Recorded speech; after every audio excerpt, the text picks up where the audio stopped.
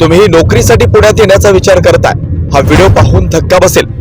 देशभरातील तरुण नोकरीच्या शोधात आपलं शहर सोडून इतर शहरांमध्ये फिरताय। प्रत्येकाला नोकरी हवी असते, पण सध्या नोकरी मिळणं तितकंच अवघड असतं।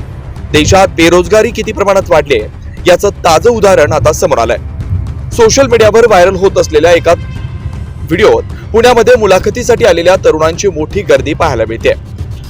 गेल्या काही काळात बेरोजगारीचं प्रमाण वाढत चाललंय। अनेक उच्च शिक्षित तरुणांकडे नोकऱ्या नाहीत, त्यामुळे नोकरी संदर्भात एक जरी जाहिरात दिसली तरी लोक अक्षरशः तुटून पडतायत। आणि याचीच प्रचिती या व्हिडिओच्या माध्यमातून समोर आली आहे। पुण्यात एका कंपनीनं 50 पदांसाठी नोकरीची जाहिरात दिली होती।